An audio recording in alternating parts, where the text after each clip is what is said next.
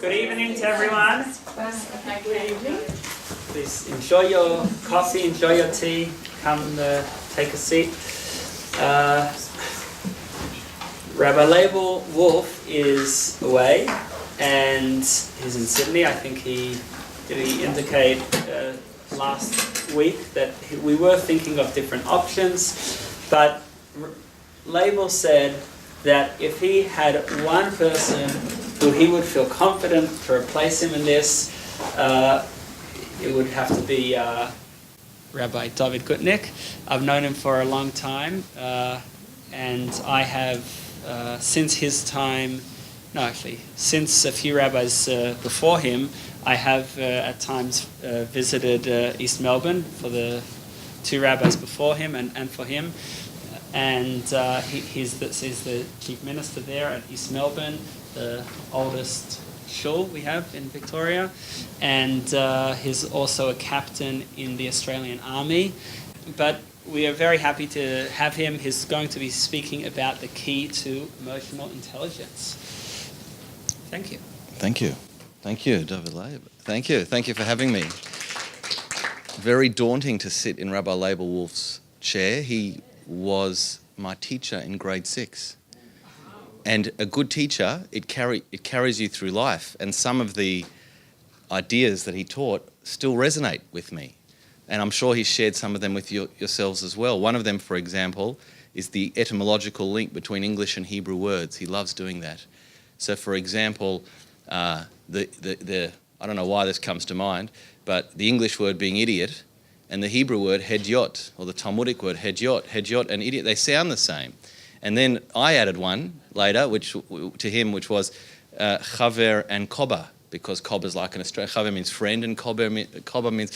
And last week when I was studying something, I was actually snooping on another organisation's classes, as I often do on Facebook, and I was listening to somebody else's class, and I heard them talking about the etymological link between the word shilton, which means to rule, and the word sultan, which was a ruler in certain countries. And so I need to tell Rabbi Label about that one, because we've been adding to it all along, and this was something he taught me when I was 11 years old. So certain things stick with you, and certain good teachers. So at least I can say that's my connection. But I'm also very good friends with the Wolves, and Menachem has agreed to give a class in my synagogue in replacement for me being here tonight. So it's a quid pro quo arrangement. This is called rabbinic bartering. It happens a lot behind the scenes. So thank you, I guess, for having this opportunity to be here and for coming along. And I'll share with you a couple of thoughts. Before I do, as a way of introduction, East Melbourne Synagogue isn't actually the oldest synagogue. The Melbourne Hebrew congregation is, but the oldest synagogue building that has been operating regularly, possibly in mainland Australia, although Ballarat is now starting to rejuvenate as well.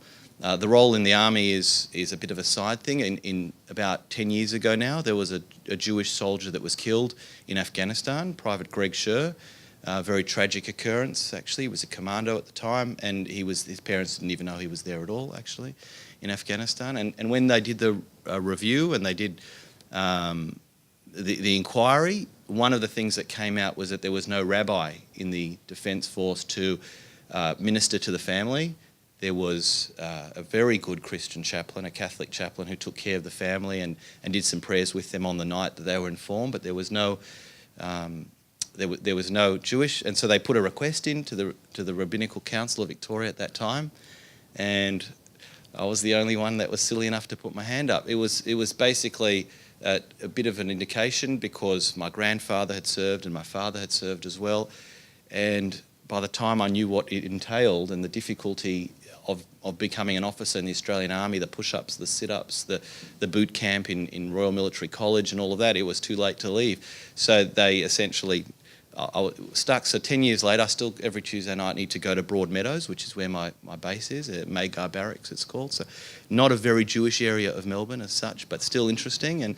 And take the bike up the Merry Creek Trail to get there is a very cleansing process. And then look after Australia's finest men and women who serve this country. So that's a little bit of the background. Now let's get stuck into some learning, and hopefully I'll I won't let my teacher down.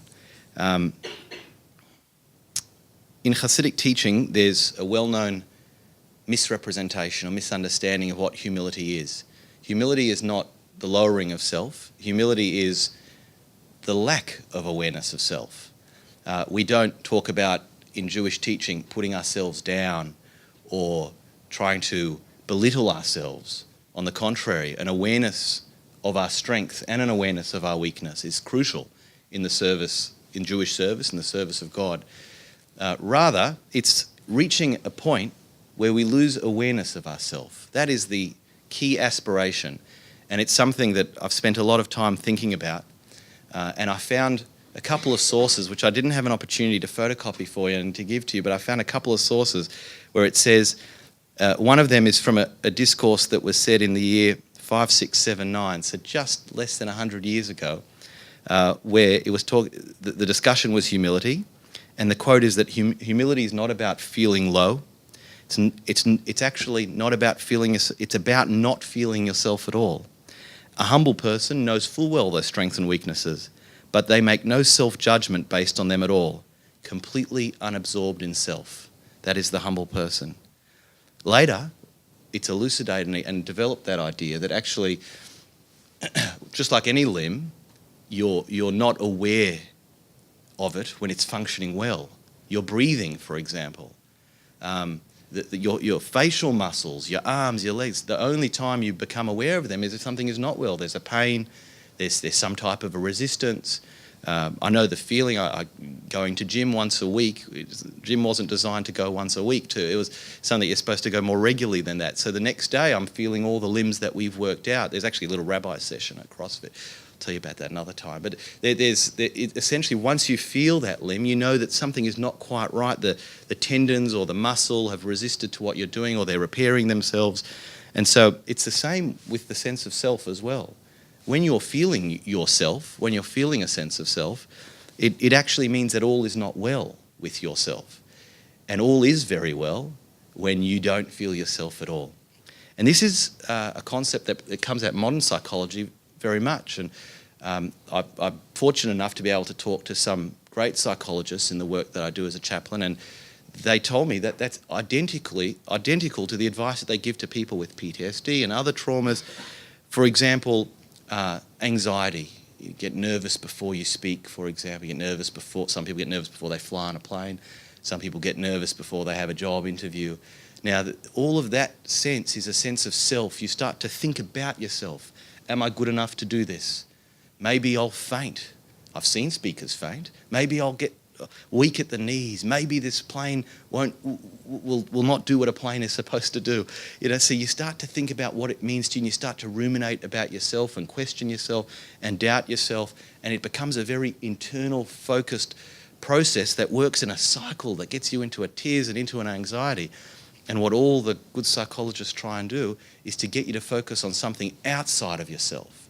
So, for example, for a nervous speaker, they tell you, look at somebody who's your friend, or look at somebody who's wearing or doing something unusual in the crowd, and say, I'm not looking at anyone in particular, and say, oh, that's interesting, that person's wearing an interesting hat, or oh, that's my friend. I'm going to talk to my friend eye to eye for a few minutes and just schmooze with them and feel comfortable with them.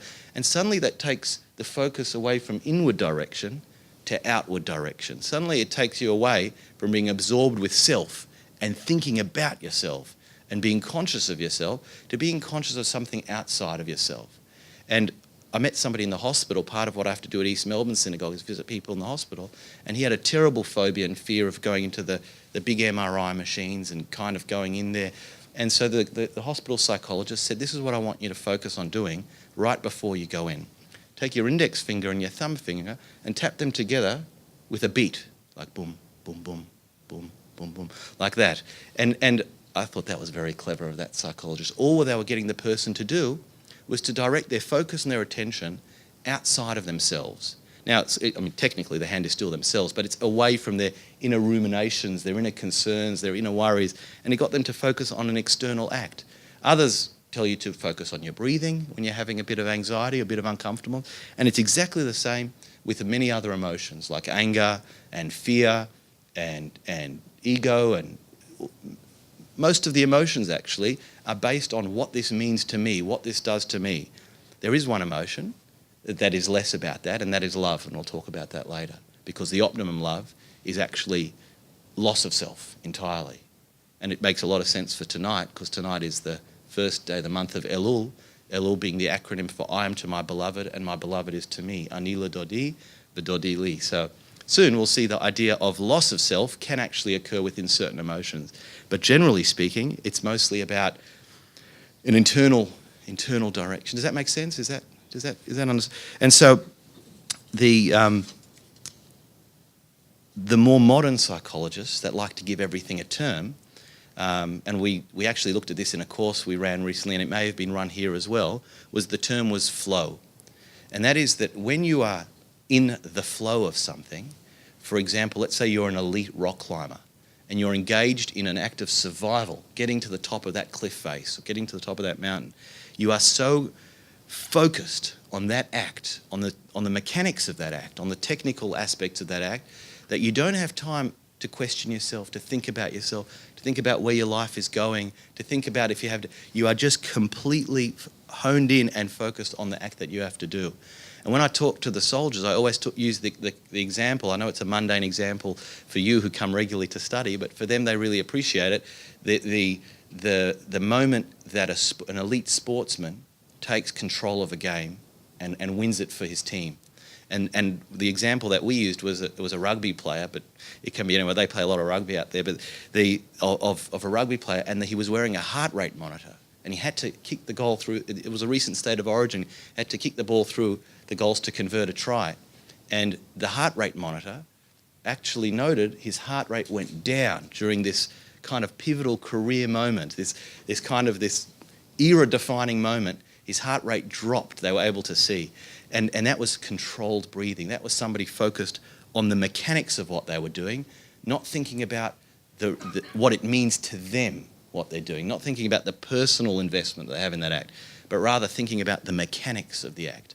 And we're supposed to do the same thing in the way we live our lives. We think about the mechanics of the interactions that we have with people, rather than thinking about what it means to me and thinking about myself and how does it reflect on me.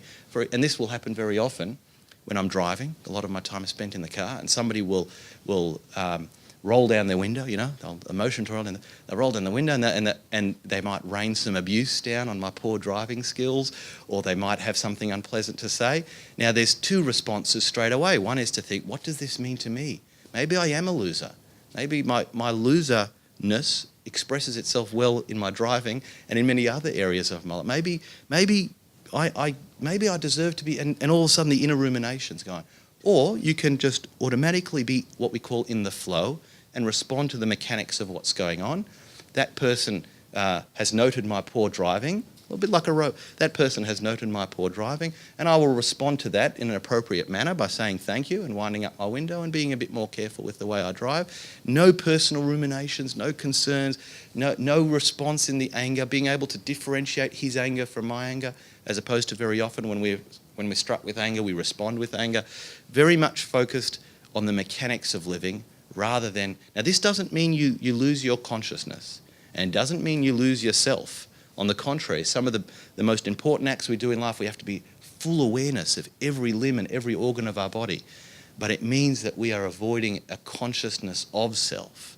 We are not focused on what this means for me, what this is all about, what I am all about. It's not focused on the ego.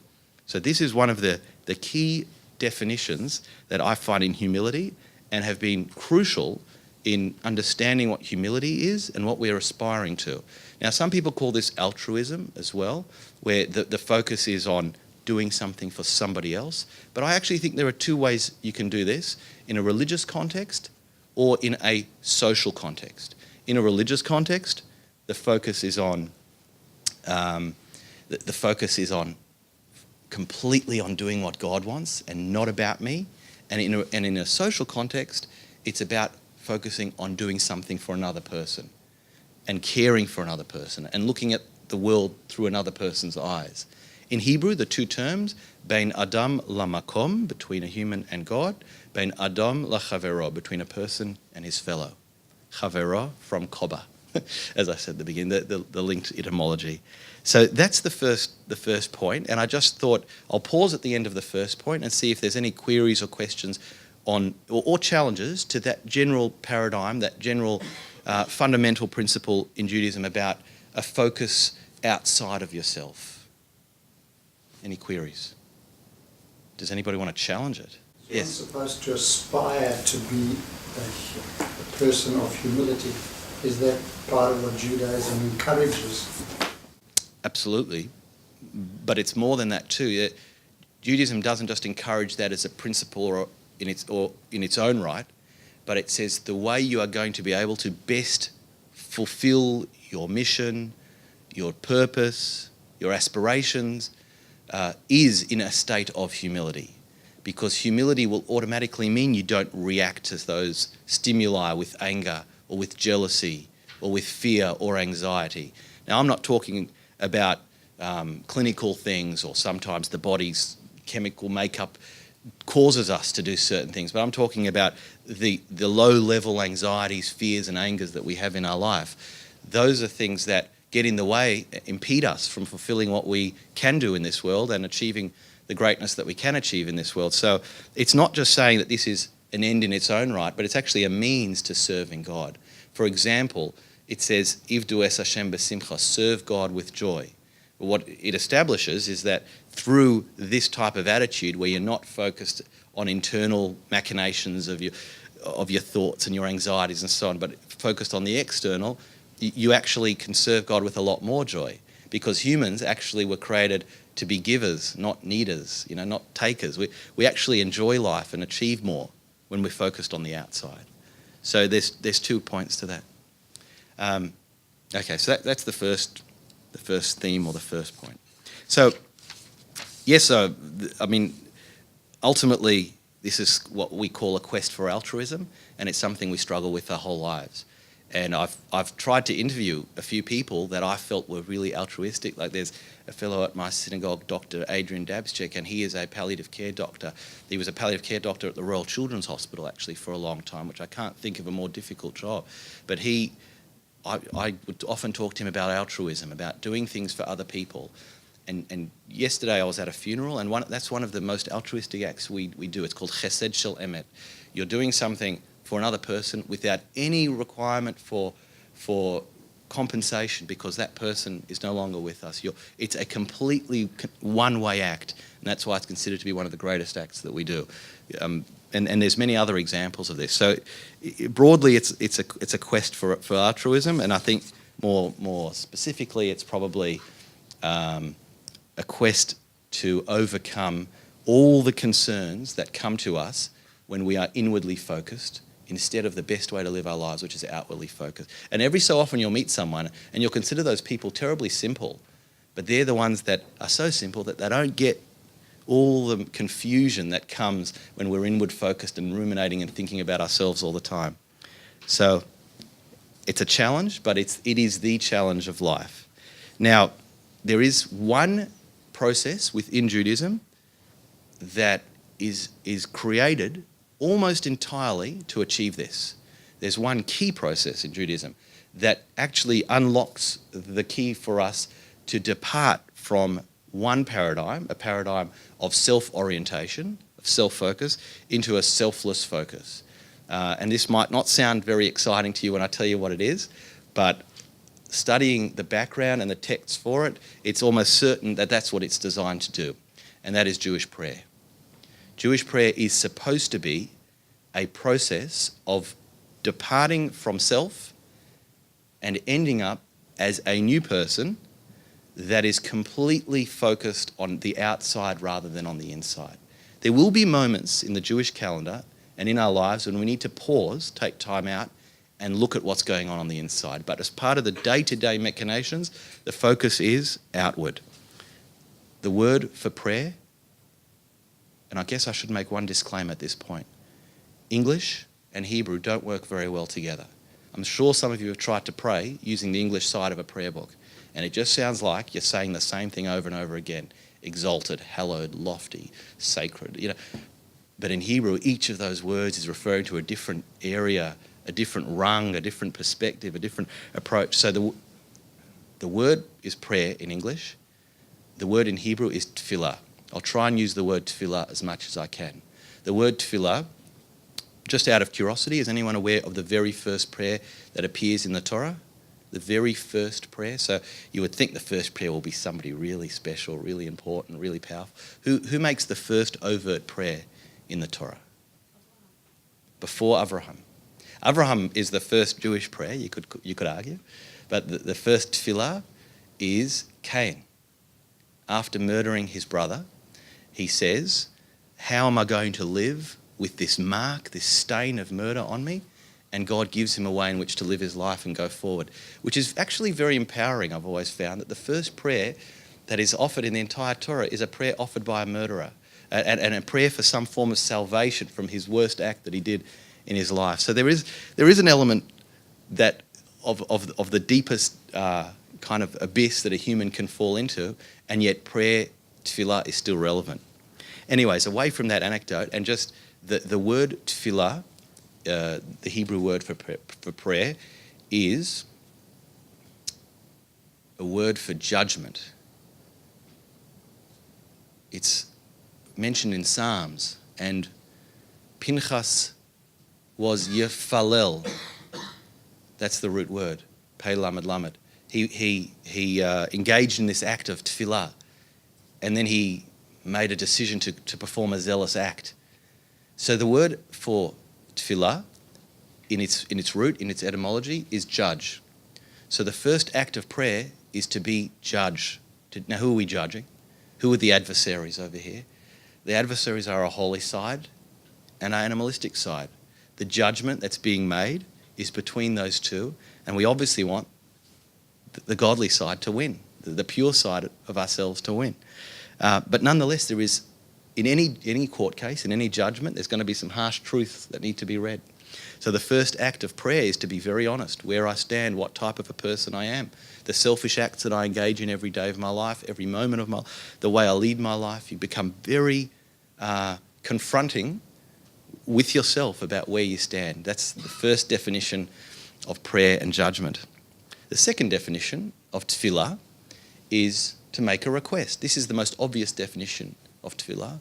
Now, sometimes your request isn't actually for something from the Almighty or from God, or whoever you're praying. Sometimes your request is just, I want to know that you're with me. I want to know that I'm not alone. So you know that something terrible has happened or something unfortunate has occurred in your life. You just want to know that there's somebody alongside of you. That is the most basic definition of bringing comfort to somebody who is suffering. So when we are taught pastoral care as rabbis, for example, they say your job is not to fix the person's problems. If you can, of course. Your job is to sit alongside of somebody as they live their problems. It is the greatest act that you can do for another person when they know that they are not alone, that there is somebody alongside of them. Very often, anybody can't fix problems. We'd love to, but we can't. But what we can do is be a presence there. And the presence, a pastoral encounter can be 1 hour of sitting in silence in a hospital room alongside somebody. Or 24 hours. Now that's probably against the rules of pastoral care because they say you have to, but that might be the case if it's a friend or if it's somebody who you're close to. You're just a presence there. And you wouldn't believe the most powerful moments that we will have in our lives is when you accompany somebody through as the psalmist says, through the valley of the shadow of death. And there will be times that we all, unfortunately, will accompany somebody from this world to the next world. Those have been the moments as a rabbi that have left the strongest impression on me, that have caused me to have tremendous shifts in the way I view the world, because you have walked with somebody through one of the most powerful journeys that exist in the human experience. So sometimes when we ask of God, we're not just asking of God for something, we're asking of God for a presence. I just need to know that there is a presence, that there is some company with me as I go through this difficult journey. So the second definition of tefillah is requesting of God. You can just be a basic request like, I need a job. Can you send a job my way? Or it can be a more complex or a more powerful request of, I need presence. I need your presence in my life. It's a relationship. And to me, that's a lot more theologically accurate form of religious expression, because you can't expect to change the master of the world who knows all, change his mind. But what you can do is say, I need you in my life. I need this in my life. And I think that's a much fairer request to have of a boss who knows all. The third definition is the one I want to elaborate a bit more, and it's a Kabbalistic one. It's from the Zohar. It says Jacob was fleeing from his brother Esau, and he lay down on the mountain. He surrounded himself with rocks, and he had a dream. This is one of the... Jacob generally is considered to be the esoteric lessons that we learn from the things that occur in Jacob's life, in particular those two incidents when he's fleeing from Esau. The dream of the angels going up and down the ladder, and the wrestling with the angel. Those are the two most esoteric, mystical, powerful narratives in the Torah, and they apply to Jacob. Jacob, who wrestled with loss and grief and struggled with the loss of his children and the discord of his children and the early loss of his wife. And these two concepts, Jacob's ladder and wrestling with the divine, become two of the most powerful things that we'll carry with us in our life. The ladder represents one thing, and the wrestling with the divine represents another. I won't talk about the wrestling with the divine tonight, but obviously you can understand what that means. The unique characteristic in Judaism of being able to challenge God. And when I asked you about the early prayers in the Tanakh, the earliest prayers in the Tanakh are people challenging God in a very aggressive way. Abraham, will the judge of the world not perform justice? He says when he tries to defend a city of murderers and debauchery, Sodom and Amorah. Or Moses, if you want to wipe out these people, wipe me out of your book. Or Moses, why have you done bad to these people? Constantly, the greatest people of our faith are the ones who are demanding of God, challenging God. That's linked to that first definition of prayer too, being in judgment, almost judging God. But there is a second side of this, which is wrestling with the divine, challenging God, asking God. God wants that type of intense interaction. Another characteristic of the Torah, no mincing of words. Politeness is good in a modern society, but when you only have a short amount of words to use and there's a fire raging, you don't say, excuse me, ladies and gentlemen, can I have your attention? You say, fire. You go straight to the crux of it.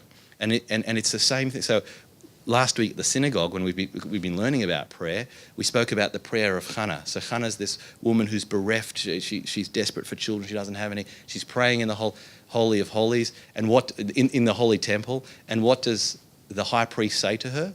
Are you drunk? Straight to the point. Niceties aside. This is a serious business. Life is serious. And she responds, I'm not drunk. And he responds, well, then you should be blessed with what you're asking for. Cut to the chase. And I think intensity of interaction with focus on depth of communication is what a lot of that is about. But I've distracted myself. We were talking about the ladder of Jacob. The ladder of Jacob is the other powerful symbol in Jacob's life, and for us when we learn about him and about his life and what we're supposed to be doing. So what is the ladder? The ladder, it says, went from one side of Israel to the other, and its center point was over the Holy of Holies, over the Temple Mount and over the Holy of Holies. Hard to understand how that worked because they say he actually slept on the Temple Mount. But anyways, these are all separate midrashim. The ladder is a journey. The ladder is a journey that we start off at its base. The words in the Chumash are, its base was of the earth and its top was of the heaven. The commentators point out this is more than just a ladder that rests on the earth. It is of the earth. The bottom of the ladder is part of the earth. And the top of the ladder is part of the spiritual highest realms. So this got this ladder that we're trying to traverse. Angels are going up and down this ladder. Hang on, if angels live in heaven, very literally, then why are they going up? Why don't they start off up and go down first and then go up? Anyways, so be it. The angels are going up, then they're going down. This ladder the Zohar, so everyone gets all excited about this ladder. What's it doing? Ladders. Was Jacob a tradie? Did he have a ladder on the back of a ute? What's going on?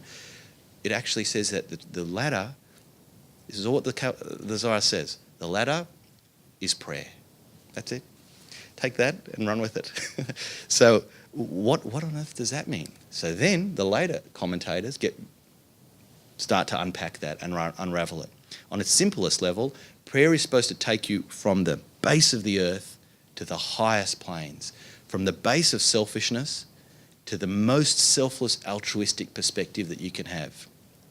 A very wise man once told me, I was on a ski lift actually, I don't ski. I don't know why I was on a ski lift, because I don't ski. But I was on a ski lift, and he told me, as we were going up higher and higher, we could see more of the vista. He told me of a story of a chassid who went onto a building for the first time, and the elevator was going up, and he'd never experienced this before, and he goes to the window, one of those big law firms on Collins Street. He can see all the city of Melbourne, and he says, you know what's interesting? The higher you go, the more in proportion all the pettiness of the world appears.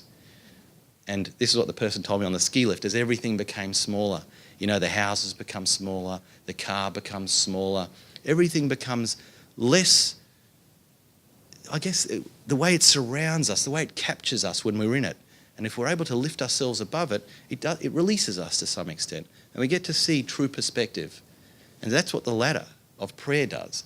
We go up one rung, we go up another, and suddenly we're looking down on a life of, you're able to realise, yes, I am a bit petty. I have been a bit selfish. I have overemphasised physical things over spiritual things. I have overemphasised the superficial over the long. So up we go, we climb the ladder, and our perspective starts to shift and starts to change and starts to develop. And as we get more spiritual and higher still, all of a sudden everything has its true perspective.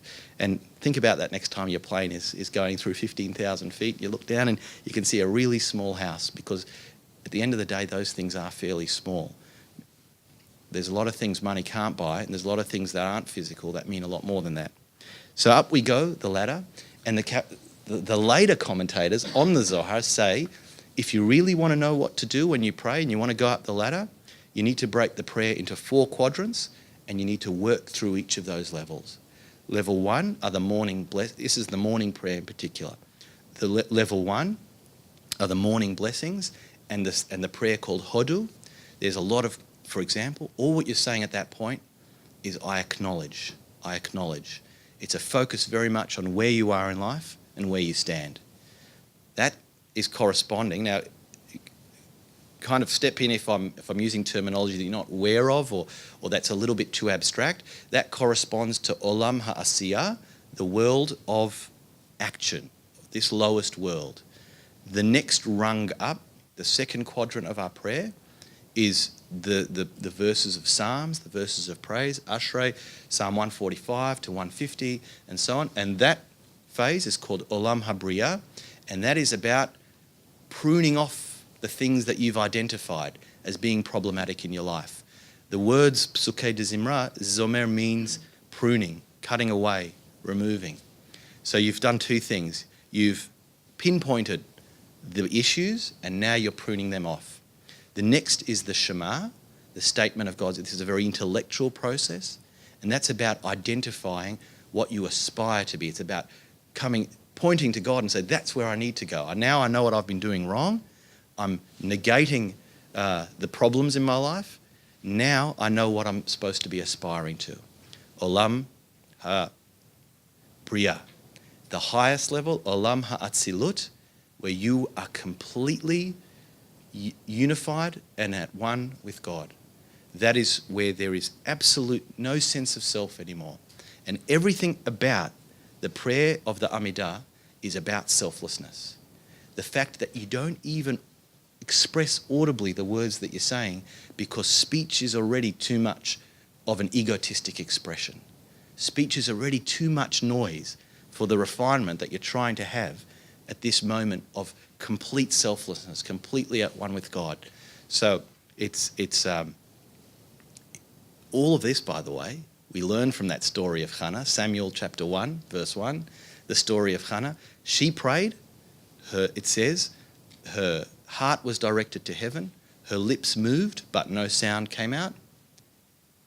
and she may have been swaying slightly, but generally speaking during the Amidah, we don't move at all. Because the swaying movement, the movement of the body, represents tension and friction, a little bit like a fire that flickers, a candle that flickers, as it fights against the fuel, as it fights against the wick. And so there is a tension, there is a battle. We reach a point in our prayers where the battle is over. It's now just completely subsumed in the mass. There's no more resistance to being selfless.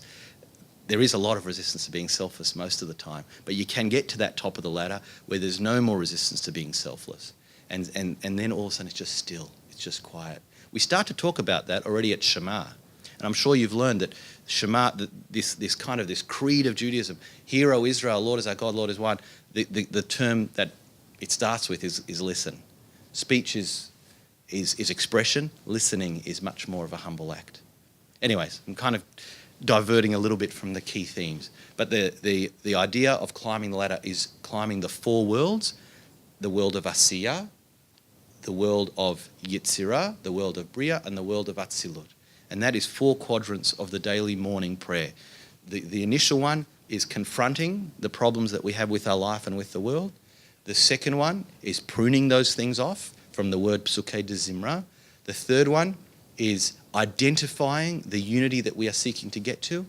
And the fourth one, which is generally an intellectual process, and the fourth one is completely subsumed. The Hebrew word is bittul. Those are the 4 steps of our daily morning prayers. Now, I'm a pretty down-to-earth person. I'd be lying to you if I say I embark upon this journey every time I pray. But that is, in its purest form, the process that we should embark upon every single morning of every single day. And if we can do that, then it can guide and help us achieve a movement away from a self-oriented life, a climbing of the ladder to view a greater perspective, and to be able to look down and see that stuff now is much less relevant to where I am right now, which is Hashamayma, right up in the heavens. You were going to ask a question? Sorry, I thought the first one was just blessing and acknowledgement. Correct. So would you mind repeating those 4 letters? Yeah, sure. Yeah. The first one would include the blessings in the morning, so Modeh Ani, and the first few prayers that we say, Hodu and Mizmor Shir, where the focus is very much on saying, I acknowledge that I am not of where I should be. I acknowledge that there is something far greater than myself. So it's about being true, being honest with yourself about where you stand and what troubles lie ahead of you, I guess, or what troubles you've encountered. The second step beyond that is what's called psukei de zimra, and that's now having identified my weakness, now beginning to let go of some of those weaknesses. That is linked to the word psukei de zimra. Zimra can mean song, it can also mean pruning. Zomer aritzim, to prune trees. And so it's pruning away. There is, I'll finish the 4 steps and then I'll give you another perspective that this is brought down somewhere else. The next one is identify. So that's, the first 2 phases are very much about yourself. Identifying and breaking, removing.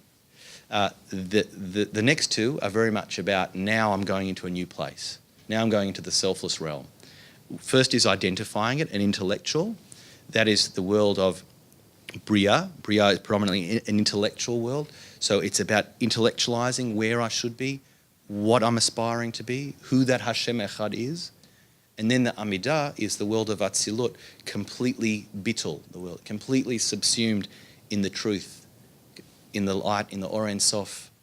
So those are the 4 steps. One analogy that I saw in a different text about that was the idea of having a vessel that you need to contain the divine light. The first step you need, if you want to recreate this vessel, is breaking the vessel is what creates the vessel. What does that mean? That sometimes it's so messed up, and this is a quote directly from the Talmud, is that you actually have to break it in order to start afresh. So the first step is the breaking. The second step is now bringing all the pieces together, but moulding away, moving away the parts that are not relevant to your new vessel. The third step is hollowing out the vessel so that it can contain the divine light. And the fourth step is filling that vessel with the divine light. That is how it's explained in a different discourse. So I hope that's not too esoteric. But that is the fundamental theme of Jacob's ladder. Now, everything needs to have a practical output. It's never about theory in Judaism. In fact, we've had a professor of Islam in the West has been at the Australian Catholic University coming to our synagogue each week. And she's been saying how Judaism gets impacted by the religions around it. But historically, Judaism was more like Islam, which is an action-oriented religion, than like Christianity, which is a theological. I try to debate aspects of that argument, but ultimately there is an element of truth that every theory always has a practical act. So I ask you, in the Amidah, where is the practical act of this departure from selfishness, this ascent up a ladder to selflessness? Where is the physical act that manifests that? So you might have seen when people do the Amidah, when people perform the Amidah, they engage in this act. It's a bit like square dancing, as one of my congregants. They start taking steps back, steps forward. They start bowing. That is the act of ascending Jacob's ladder. So at the start of the Amidah, can I stand up? You won't get the recording. At the start of the Amidah, so all the Amidah is facing towards the place where Jacob slept, the Temple Mount, and okay, and so you're facing towards Jerusalem, northwest in Australia, which is where in this building. That way, yep. That way, yeah, that way, yeah. And so you're facing towards the place where Jacob slept and had the dream of the ladder. And your first act is to move your left foot back, always out with the left and forward with the right. You move the left foot back 1 step, 2 steps, 3 steps. And then straight away forward again. But this time with the right foot first, left foot, right foot. And you start your Amidah. This act of taking the 3 steps is the act of departing from the situation that you're in now, departing from your perspective of self-centeredness, your perspective of absorption in pettiness or superficiality. Walk away from it. When they say walk away, don't look back. 3 steps back and 3 steps forward represents steps into a new reality, into a new frame of reference. Simply in the code of Jewish law, the 3 steps are just about coming to the presence of God. That's the simple definition. But the more esoteric definition is about a departure from self and an ascent to a new state. Almost, if we had a ladder, we could do it better, but it's emulating the steps of a ladder. 3 steps back, 3 steps forward. Then comes the final twist. At the end of this kind of subsumed in godliness, at the end of this moment of rapture, of spiritual enlightenment, whatever you want to call it, you take 3 steps back. So you've taken the 3 steps away from the world. You've taken 3 steps into a new reality, and you've reached the zenith of a spiritual experience, and then you take 3 steps back again. The reason for those 3 steps back, but actually when we take the 3 steps back, we also move our head in 3 directions and talk about making peace between the right side, the left side, the central side. The reason for those 3 steps back ultimately is no matter how spiritually absorbed we can get in the truth, in that selfless existence, in the blissful existence, it always has to come back to the world. We always have to re-enter the world. It always has to translate not into some spiritual synagogue prayer experience. It always has to translate into the most mundane, basic acts. So the end of the journey of Jacob's ladder, of angels going up and angels coming down, is that you can go up the ladder, climb as high as you want. You always have to, with the inspiration, with the transformation, with the new you, go back into the world and change as a changed person, but living in the same world. We don't hang out at the top of the ladder for too long. So yes, we take the 3 steps back and the 3 steps forward, but at the end of that moment of inspiration, we then take 3 steps back and re-enter into society, into the world. With that transformation, empowered by that, now to make a real difference where it counts in the physical terrain that we inhabit. That similar purpose in Kaddish, moving back at the end when you move back. Any act of Kedusha has that similar movement, and that's the same with the Kaddish as well. So the Kaddish is one of the key prayers. There's 5 versions of Kaddish altogether. It's one of the key prayers that we say as sanctification, and we embark upon the same process. 3 steps forward or 3 steps back and forward to change our state, go into that Kaddish phase, and then 3 steps back. It does emulate that. There is an element of peace as well that we mentioned. It has ever occurred why after you take those 3 steps back, you start to talk about peace. Oseh Shalom Bimromav, a God who makes peace. Because our job is not to create a discord between the top of the ladder and the bottom of the ladder, but to make a peace between them, to allow them to coexist, to allow each to influence the other, until we have a world that can coexist, the physical and the spirit. So I think just to finish up, if tonight is the first night of the month of Elul, a month that is denoted by this statement, I am to my beloved and my beloved is to me. At the beginning I said perhaps the emotion or the attribute of love is one that can bring out that selflessness. There is, of course, selfish, damaging love, and there is very selfless love. Please God, we can all discover the selfless love, but the idea of I am to my beloved and my beloved is to me is the attainment of a mixture between that lofty spiritual selflessness and a practical physical emotion. Because what could have come out from everything that I've said tonight is that emotions are generally selfish. And there is a lot of sources that bring out that point, that it is an expression of yourself. Intellect is much more abstract. It's much less about self. But actually, if you can bring selflessness into your emotions, then you're really flying. It's not easy at all, but that theme of Elul, I am to my beloved, I'm focused completely outward, and my beloved being focused completely back. Not that I'm worried about that, but I'm completely focused on giving all the time. It's an extraordinary situation when people are seeking to make space for another person, when people are seeking to allow another person to thrive. It's actually a wonderful way to live, but we are so absorbed in thriving ourselves, in taking up as much space as we can ourselves, that we often don't allow somebody else to thrive. But within certain contexts in life, you reach a point where just there is nothing happier, nothing more fulfilling, nothing that brings joy in our lives than watching somebody who we've given to thrive and grow and develop. And that is the real joy of making space for another person, of giving to somebody else. And so I go back to the place where Jacob slept and the ladder that was ascending, and for at least 400 years, because we don't know how it was in the second temple, and in the tabernacle before that, there was, in the Holy of Holies, there was this most extraordinary sculpture that challenged the very fundamental principle of Judaism, that God has no image. Most synagogues are completely imageless. There's even questions if you're allowed to have a photograph in a synagogue, because in our faith, and Lord Demut Haguf, God has no form of a body.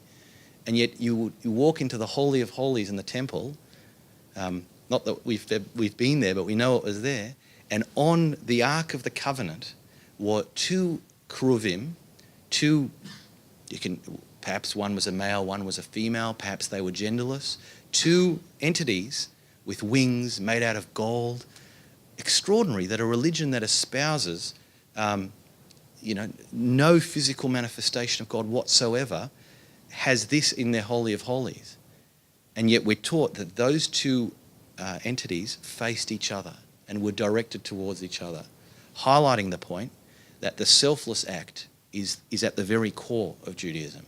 The giving to another, gazing at another, focused at each other. When we did wrong, the tradition was they faced away. But when we did right, they faced each other. That the idea of the rightness of Judaism being about complete focus on another, bein adam lechavero, between a person and their fellow, bein adam lemakom, between us and God, at the very epicenter of the Jewish experience, and exactly the same space where Jacob lay down and the ladder rested there, and went up to heavens.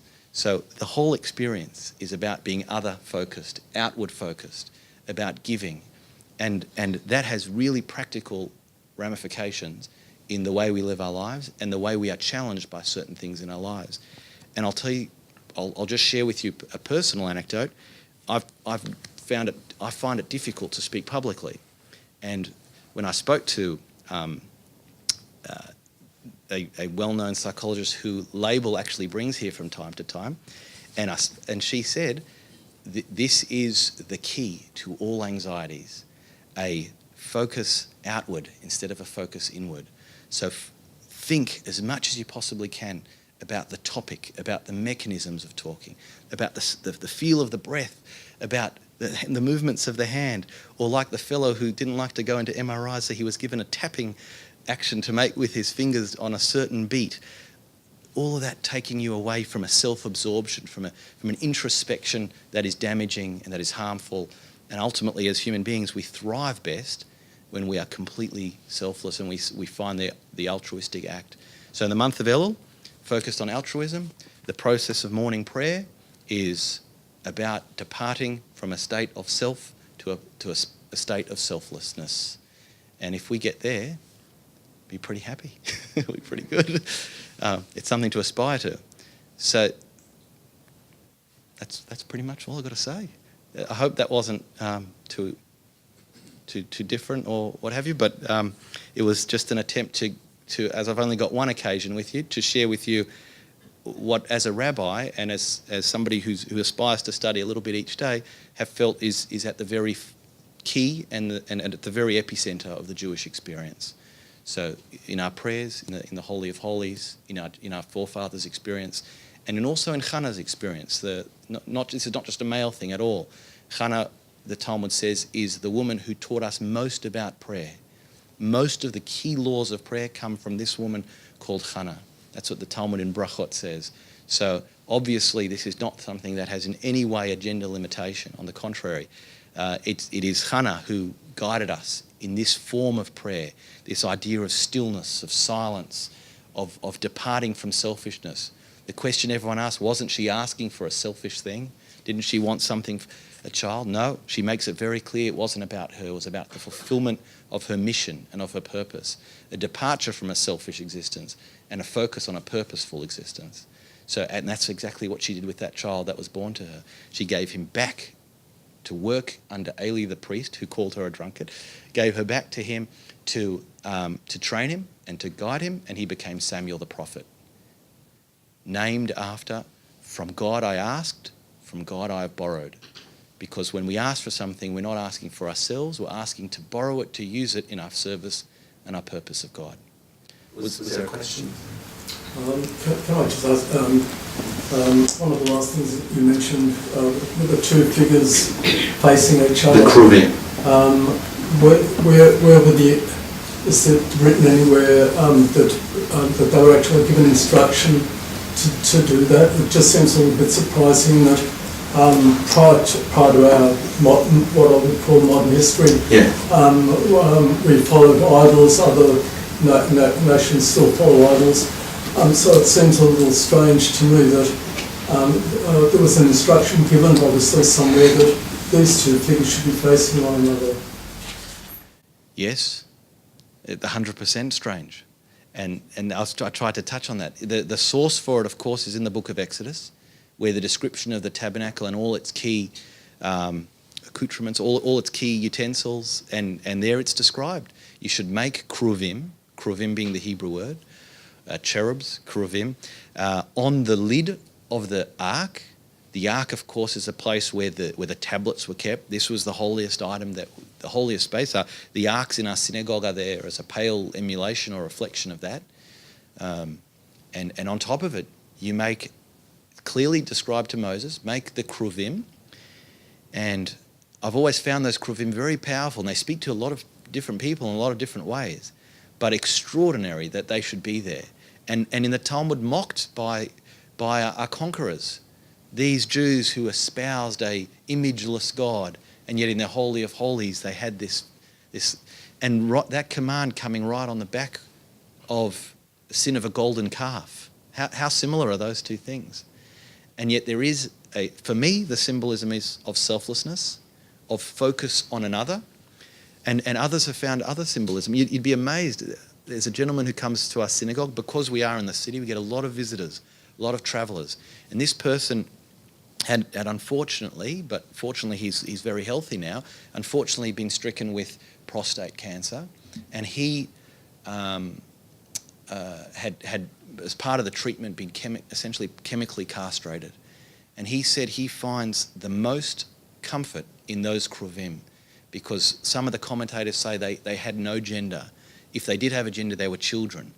So he said that idea of having lost an element of his gender, of lost an element of his masculinity, he found comfort that there was something that had that characteristic in the Holy of Holies.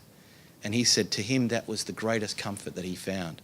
And I said, I'm happy. I don't know if there's any source in any of the classical commentators, but if you have found comfort, not just in the teachings of the Torah, but in something that resided in the Holy of Holies, and you hold that with both hands as you go through life, because that's amazing. So I've found a more, I guess, abstract or a more, less intense comfort in those, but I think there'd be many people that would find many, many comforts. And of course, the commentators say that when they found, after the destruction, the two kruvim faced each other, because even in destruction, we have that focus on selflessness and on unity, even though the purpose or the cause of the destruction might have been because of disunity. So your question of that being bizarre is completely consistent with all the classical commentators on that part of the Torah. But there's many lessons in that. Any other queries? Ask a question, please. If somebody shows anger towards you, do you think you should be compassionate towards that person? I'd like to one day get there. Well, not necessarily compassionate, but respond in whatever the mechanics of that circumstance require. There is a time for healthy anger, and I'm sure Label's been including that in the discussions about emotions. Or Menachem's, I know, has given talks on that as well. But sometimes an outrage and an anger needs to be responded to with an outraged anger. There is anger in the Torah. There's holy anger. Generally speaking, when you are reacting with anger to somebody else's anger, when you're acting with raised voice to somebody else's raised voice, as an automatic reaction because you feel offended or there's some type of an internal mechanism, then that's damaging. That's not ideal. That's not what we're trying to do.